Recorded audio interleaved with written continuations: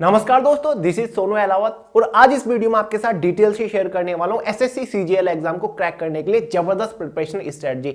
देखिए दोस्तों, आज से आपके पास जितना भी टाइम है 3 महीना, 4 महीना, 5 महीना, अगर आप इस टाइम के अंदर इस प्रॉपर स्ट्रेटजी को फॉलो करते हुए प्रिपरेशन करते हो तो आप गारंटीड अपने एग्जाम में काफी अच्छा स्कोर कर लोगे। और ये तो आप सब लोग अच्छे से जानते हो कि इस बार लास्ट ईयर के कंपेरिजन में वैकेंसी काफी कम है, जिसकी वजह से कॉम्पिटिशन थोड़ा बढ़ जाता है और आपको मेहनत भी जबरदस्त वाली करनी पड़ेगी।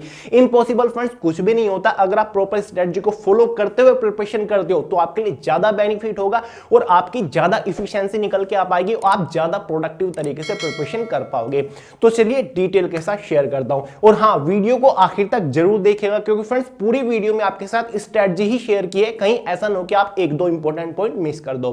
तो चलिए फ्रेंड्स, सबसे पहले बात करते हैं इसके फोकस सब्जेक्ट के बारे में। टियर फर्स्ट एग्जाम में टोटल 4 सेक्शंस को कवर किया गया है। तो कौन से सब्जेक्ट के ऊपर आपको मोस्टली फोकस करना पड़ेगा, ज्यादा स्ट्रेस डालना पड़ेगा और साथ ही कौन से सब्जेक्ट के अंदर आपको मिनिमम कितना स्कोर का टारगेट करके चलना पड़ेगा कि इतना स्कोर तो मुझे करना ही पड़ेगा तभी मैं दमदार स्कोर कर पाऊंगा।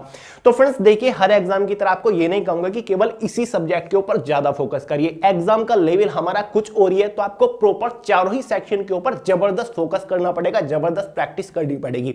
लेकिन फिर भी अगर हम बात करें, सबसे पहले जनरल अवेयरनेस हमारा सेक्शन आता है। जब से टीसीएस के हाथ में आया है सीजीएल का एग्जाम, तो जनरल अवेयरनेस का थोड़ा लेवल ही चेंज हो गया।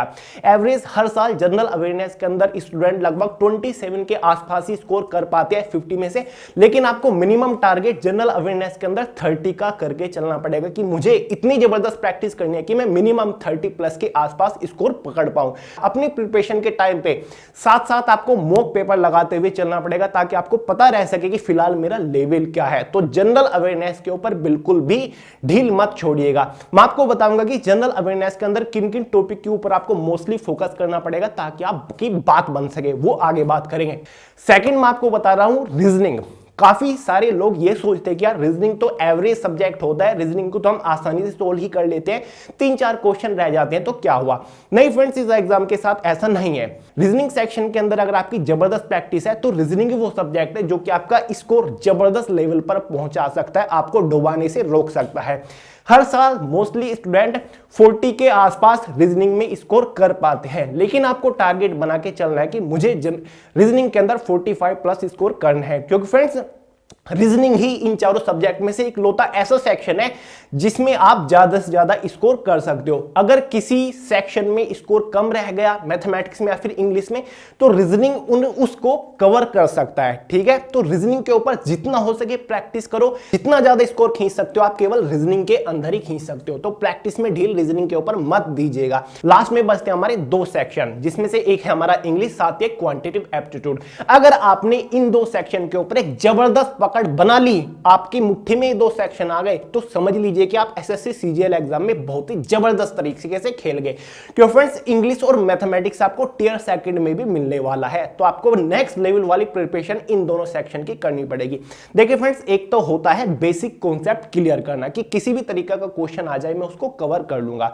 ठीक है, तो आपको इन दोनों सेक्शन का बेसिक कॉन्सेप्ट भी जबरदस्त तरीके से क्लियर करना पड़ेगा ताकि आप उलझो नहीं, और इनके ऊपर प्रैक्टिस भी आपको तगड़ी करनी पड़ेगी, क्योंकि क्वांटिटेटिव एप्टीट्यूड की अगर कैलकुलेशन में आप एग्जाम में उलझ गए तो बात गड़बड़ हो जाएगी, क्योंकि 60 मिनट में आपको कुछ 100 क्वेश्चन सोल्व करने होते हैं। साथ ही इंग्लिश की भी आपको जबरदस्त प्रैक्टिस और बेसिक कॉन्सेप्ट क्लियर करना पड़ेगा। तो चारों ही सेक्शन के ऊपर आपको जबरदस्त मेहनत करनी पड़ेगी, तभी जाके बात बन पाएगी। तो चलिए फ्रेंड्स, अब बात करते हैं कि आपको डेली प्रिपरेशन कैसे करनी है, कौन से सब्जेक्ट को किस तरीके से पढ़ना है। सबसे पहले तो फ्रेंड्स आपको इस बात का ध्यान रखना है, आपको एक दिन में मैक्सिमम केवल 2 ही सब्जेक्ट को कवर करना है। 2 से ज्यादा सब्जेक्ट को कवर करने की कोशिश मत करिएगा, आपको कंफ्यूजन के अलावा कुछ भी नहीं मिलेगा। आप एक स्ट्रेटजी अपना सकते हैं। इसमें मैंने आपको अभी 2 कॉम्प्लिकेटेड सेक्शन बताए जिसको आपको स्ट्रॉन्ग बनाना ही बनाना है। एक हमारा इंग्लिश है, साथ ही हमारा मैथमेटिक्स है, जो कि आपको दोनों ही टियर में मिलने वाला है। तो इन दोनों सब्जेक्ट को स्ट्रॉन्ग बनाने के लिए आपको क्या करना है, स्विच द सब्जेक्ट वाली स्ट्रेटजी आपको खेलनी पड़ेगी। जैसे कि आपने पहला दिन चुना कि मैं प्रिपरेशन शुरू कर रहा हूं, तो जो इंग्लिश और मैथमेटिक्स में से जो भी आपको ज्यादा कॉम्प्लिकेटेड लगता है कि यार इस सेक्शन में मैं थोड़ा वीक हूं, इंग्लिश और मैथमेटिक्स इन दोनों में से ही, तो उसको आप परमानेंट फॉर्मेट ले लीजिए कि ये मुझे डेली पढ़ना है। मैथ्स में मैं कुछ वीक हूं, इंग्लिश में ठीक ठाक हूं, या फिर किसी का ये हो कि मैथ्स मेरा थोड़ा ठीक ठाक है, इंग्लिश में ज्यादा वीक हूं, तो उस सेक्शन को परमानेंट कर लीजिए कि डेली मैं 5-6 घंटे प्रिपरेशन को दे रहा हूं, उसमें से 2 घंटा तो मेरा मैथमेटिक्स पक्का है, 2 घंटे तो मुझे डेली मैथ्स पढ़ना है। उसके साथ आप एक दिन इंग्लिश लगा लीजिए, फिर अगले दिन मैथ्स वहीं पर रह गया, उसके साथ आप रीजनिंग लगा लीजिए, फिर तीसरे दिन आपका मैथ्स वहीं रह गया, उसके साथ आप जनरल अवेयरनेस लगा लीजिए। क्योंकि एक सब्जेक्ट आप डेली पढ़ रहे हो, वो वीक सब्जेक्ट था, उसमें आपको वो सब्जेक्ट आपको ज्यादा स्ट्रॉन्ग बनाना है, तो वो ऑटोमेटिकली आपका स्ट्रॉन्ग हो जाएगा क्योंकि उसके ऊपर आप डेली फोकस कर रहे हो। तो ये वाली स्ट्रेटजी बेटर रहेगी। ये नहीं कि आप एक दिन में चारों ही सब्जेक्ट के ऊपर फोकस कर रहे हो, उसी के साथ मॉक लगा रहे हो, तो ये बहुत ज्यादा कंजस्टेड हो जाएगा, आपके हाथ ज्यादा कुछ नहीं लगेगा। तो 2 सेक्शन बहुत हैं एक दिन में। तो चलिए एक एक सब्जेक्ट को लेते हैं और उसकी प्रिपरेशन आपको किस तरीके से करनी है बात करते हैं। सबसे पहला आता है हमारा जनरल अवेयरनेस सेक्शन। तो फ्रेंड्स, अगर आप जनरल अवेयरनेस को डेली 2-2.5 घंटे दे रहे हो तो काफी बहुत बड़ी बात हो जाती है इतना प्रिपरेशन करना। तो जनरल अवेयरनेस की आपको प्रिपरेशन 3 फॉर्मेट में करनी पड़ेगी। सबसे पहला तो आपको जनरल अवेयरनेस को थ्योरेटिकल तरीके से कवर करना पड़ेगा, बेस कॉन्सेप्ट कवर करना पड़ेगा। जो भी टॉपिक वीक है उसको उठाइए, थ्योरेटिकल पढ़िए या फिर आप लेक्चर वगैरह देख के उसका बेसिक कॉन्सेप्ट क्लियर करिए। उसी के साथ साथ आपको ऑब्जेक्टिव क्वेश्चन जबरदस्त तरीके से लगाने पड़ेंगे, जितने भी लगा सको ऑब्जेक्टिव क्वेश्चन सोल्व करिए। ठीक है, 2 फॉर्मेट हमारे हो गए। उसी के साथ साथ आपको subject wise previous year question आपको सोल्व करने पड़ेंगे। काफी सारी बुक आती है, किरण पब्लिकेशन की बुक आती है, साथ ही राकेश यादव की बुक आती है, साथ ही घटना चक्र की बुक आती है। तो इनमें से कोई भी बुक ले लीजिए, लेकिन प्रीवियस ईयर लगानी जरूरी है। अगर हो सके 2017, 2018, 2019 इन तीनों साल के प्रीवियस ईयर क्वेश्चन पेपर लगाइए सब्जेक्ट वाइज, बहुत ज्यादा बेनिफिट आपको मिल जाएगा।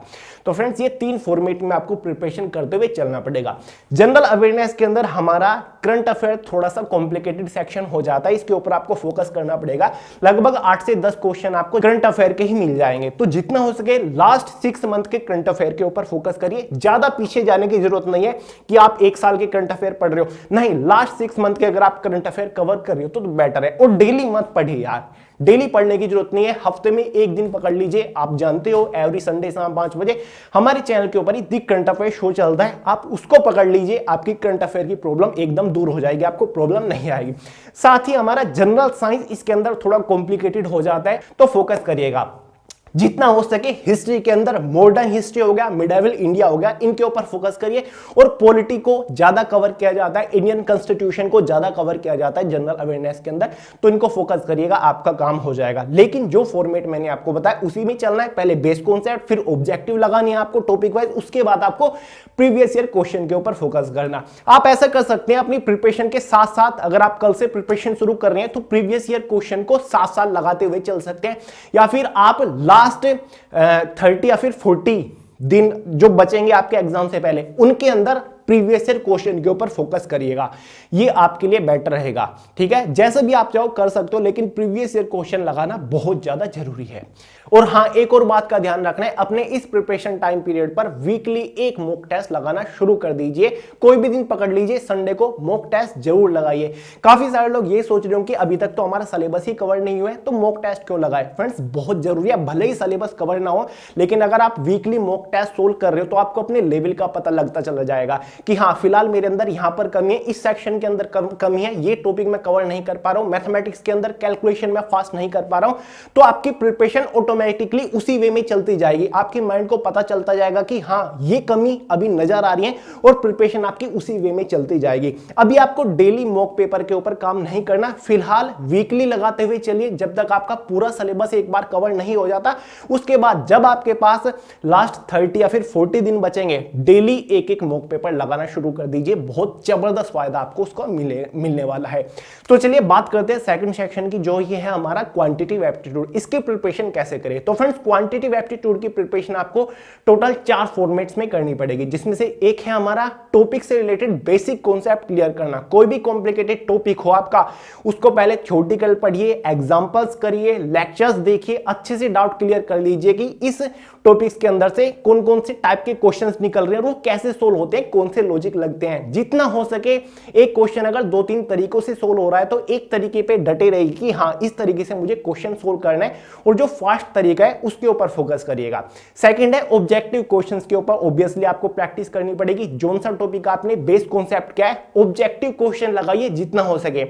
तीसरा है हमारा प्रीवियस ईयर क्वेश्चन पेपर के ऊपर आपको काम करना पड़ेगा। लास्ट 3 ईयर के प्रीवियस ईयर क्वेश्चन पेपर के ऊपर काम करना या तो अभी से शुरू कर दीजिए या फिर लास्ट 30 डेज में आप उनके ऊपर काम कर सकते हैं। बुक्स काफी राकेश यादव, किरण पब्लिकेशन, घटना चक्र की आती हैं जिसमें आपको मिल जाएंगे, उनसे आप प्रैक्टिस कर सकते हो। और मैंने आपको बेस्ट बुक के ऊपर वीडियो ऑलरेडी प्रोवाइड कर रखी है, आप साइड में देख सकते हैं, लिंक डिस्क्रिप्शन बॉक्स में मिल जाएगा। चौथा फॉर्मेट हमारा मैथमेटिक्स का ये है कि आपको कैलकुलेशन के ऊपर बहुत काम करना पड़ेगा, क्योंकि फ्रेंड्स टीसीएस के हाथ में जब से एग्जाम आया थोड़ी कैलकुलेशन लेंदी होती जा रही है मैथमेटिक्स के अंदर, क्योंकि 60 मिनट में आपको 100 क्वेश्चन सोल्व करने होते हैं और ये क्वांटिटेटिव एप्टीट्यूड वाला ऐसा सेक्शन है जो कि आपको 60 मिनट में क्वेश्चंस को सोल्व करने से रोकता है। इसलिए जितना हो सके कैलकुलेशन को फास्ट करने की कोशिश करिए। आप अपना डेली आधे घंटे का सेशन रख लीजिए कि मुझे कैलकुलेशन के ऊपर प्रैक्टिस करनी है। जितना हो सके इमेजिन करके अपने माइंड में ही कैलकुलेशन के ऊपर प्रैक्टिस करिए, ठीक है। अगर आप कैलकुलेशन में अच्छे हो गए तो यार ऑब्वियसली आप काफी अच्छे मार्क्स के साथ एग्जाम को क्रैक कर सकते हो, क्योंकि क्वांटिटेटिव एप्टीट्यूड के अंदर कैलकुलेशन थोड़ी लेंदी हो जाती है सीजीएल के एग्जाम में, ठीक है। तो फ्रेंड्स इस फॉर्मेट में आपको प्रिपरेशन करनी है। बात करते हैं इंग्लिश सेक्शन के बारे में, तो इंग्लिश के प्रिपरेशन आपको टोटल 4 फॉर्मेट्स के अंदर करनी पड़ेगी, जिसमें से पहला फॉर्मेट हमारा है वोकैबुलरी। फ्रेंड्स अगर आपने वोकैबुलरी के ऊपर जबरदस्त पकड़ बना ली तो समझ लीजिए कि 30 मार्क्स आपके पक्के हो गए। तो आपको अलग सेशन रखना पड़ेगा डेली। जब भी आप प्रिपरेशन करने बैठो इंग्लिश की तो कम से कम 30 से 40 मिनट वोकैबुलरी को दीजिए, उसके ऊपर काम करिए। चाहे आपका वन वर्ड सब्स्टिट्यूशन हो, एंटोनियम हो, सिनोनियम हो, इडियम फ्रेज हो, स्पेलिंग टेस्ट हो, जितने भी आपका है वोकैबुलरी के अंदर सेक्शन उसको कवर करिएगा, क्योंकि फ्रेंड्स वोकैबुलरी अगर हो गई तो समझ लीजिएगा कि 50% इंग्लिश सेक्शन आपका कवर हो गया। और वैसे भी टीसीएस के हाथ में आने के बाद इंग्लिश सेक्शन थोड़ा इजी हो गया है, मैंने ये चीज नोट की है। तो ज्यादा घबराने की जरूरत नहीं है, बस रेगुलर बेसिस पर इंग्लिश के ऊपर प्रैक्टिस करते रहिए, आपका काम हो जाएगा। सेकंड फॉर्मेट है हमारा इंग्लिश के अंदर ही बेसिक कॉन्सेप्ट क्लियर करना बहुत ज्यादा जरूरी है। जो भी टॉपिक आपके वीक है पहले तो उनको निकाल लीजिए और देखिए कि हाँ मेरा कंजंक्शन वीक है, तो कंजंक्शन को पकड़िए, लेक्चर वगैरह देखिए, थ्योरेटिकल खुद बुक से पढ़िए। उसके बाद उस टॉपिक से रिलेटेड ज्यादा से ज्यादा ऑब्जेक्टिव क्वेश्चंस के ऊपर प्रैक्टिस करिए और साथ ही जितना हो सके प्रीवियस ईयर क्वेश्चन लगाइए। वही लास्ट 3 ईयर के बुक आपको ऑलरेडी कई बार बता ही चुका हूं, जितने भी सीजीएल के प्रीवियस ईयर की बुक्स हैं। देखिए फ्रेंड्स सीजीएल के एग्जाम में आपको सबसे ज्यादा बेनिफिट प्रीवियस ईयर क्वेश्चंस का ही मिलता है। जितनी ज्यादा प्रैक्टिस आप प्रीवियस ईयर क्वेश्चंस के ऊपर कर लोगे उतना बेनिफिट आपको अपने एग्जाम में मिलेगा। अगर आप 40 से 50 दिन लगातार प्रीवियस ईयर क्वेश्चन के ऊपर काम कर रहे हो सब्जेक्ट वाइज, जब आप अपने एग्जाम में बैठोगे आपको सभी वही क्वेश्चन दिखाई देंगे जिनके ऊपर आप ऑलरेडी प्रैक्टिस कर चुके हो। तो सबसे ज्यादा बेनिफिट जो आपको मिलेगा वो प्रीवियस ईयर क्वेश्चंस के ऊपर ही काम करने से मिलने वाला है। तो इस चीज का ध्यान रखिएगा कि लास्ट 40 डेज के अंदर जितना हो सके प्रीवियस ईयर क्वेश्चंस लगाइए। फाइनली बचता है हमारा रीजनिंग। रीजनिंग के ऊपर यार ताबड़तोड़ प्रैक्टिस करिए, जितने अच्छे से प्रैक्टिस करोगे उतना बेनिफिट होगा। वैसे तो सब लोग एवरेज कर ही लेते हैं, लेकिन अगर आप कर सको, जितने भी कॉम्प्लिकेटेड टॉपिक है, किसी को स्टेटमेंट एंड कंक्लूजन वाला टॉपिक टफ लगता है तो उसको निकालिए, उसके ऊपर जबरदस्त प्रैक्टिस करिए। जो भी टॉपिक रीजनिंग के अंदर आपको लेंथी लगता हो कि हाँ मैं कर तो लेता हूं लेकिन यार ये थोड़ा उलझाने वाला टॉपिक है, उसके ऊपर प्रैक्टिस करिए। फाइनली बात करते हैं लास्ट पॉइंट के बारे में जो कि सबसे ज्यादा इंपॉर्टेंट है और आपको सबसे ज्यादा बेनिफिट देगा, मॉक पेपर। फ्रेंड्स आपको लास्ट 30 डेज में मॉक पेपर के ऊपर काम करना है। जितना ज्यादा मॉक पेपर आप लगा सकते हो लास्ट 30 डेज में उतना लगाइए। अब आपको अपने प्रिपरेशन टाइम पीरियड में वीकली मॉक पेपर के ऊपर काम करना है, लेकिन एग्जाम से 30 दिन पहले आपको मॉक पेपर डेली लगाने हैं। जबरदस्त बेनिफिट मिलेगा फ्रेंड्स, आपकी जो प्रैक्टिस होगी वो नेक्स्ट लेवल की हो जाएगी। और साथ ही सीजीएल के एग्जाम में ज्यादातर प्रॉब्लम आती है कैंडिडेट के सामने क्वेश्चन पेपर की टाइम ड्यूरेशन को लेकर, क्योंकि 100 क्वेश्चन है और 60 मिनट में सोल्व करना अपने आप में एक बड़ा चैलेंज हो जाता है।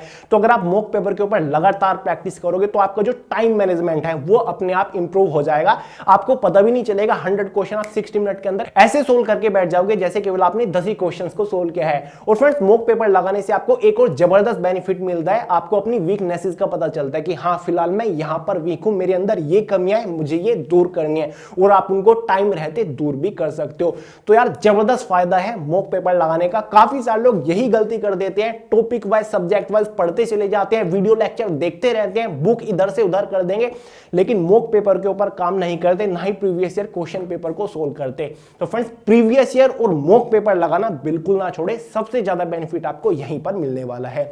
तो फ्रेंड्स ये थी हमारी हमारी स्ट्रेटजी आई होप आप अच्छे से समझ गए होंगे। अगर आपका अब भी कोई डाउट हो तो आप कमेंट करके या फिर इंस्टाग्राम के ऊपर डायरेक्ट मैसेज करके पूछ सकते हैं, मैं आपका प्रॉपर सॉल्यूशन करने की कोशिश करूंगा। और फ्रेंड्स, एसएससी सीजीएल एग्जाम को क्रैक करने के लिए जबरदस्त स्टडी मटेरियल आ रहा है पीडीएफ फॉर्म में, बहुत जल्द आ रहा है, काम ऑलमोस्ट खत्म हो चुका है, तो वेट करिएगा। तो चलिए फ्रेंड्स, इस वीडियो में इतना ही था। आई होप आप सभी जबरदस्त तरीके से प्रिपरेशन करो और एग्जाम में झंडे गाड़ कर आओ और इस बार इस वैकेंसी में जबरदस्त तरीके से सिलेक्शन लो, क्योंकि फ्रेंड्स एक तरीके से ये आपके लिए लास्ट चांस होने वाला है, क्योंकि अब सीईटी एनआरए लगने वाला है। तो चलिए फ्रेंड्स, वीडियो पसंद आए हो लाइक करिएगा, अपने दोस्तों के साथ शेयर करिएगा, चैनल को सब्सक्राइब करना मत भूलिएगा। मिलते हैं अगली वीडियो में बहुत जल्द, तब तक के लिए जय हिंद।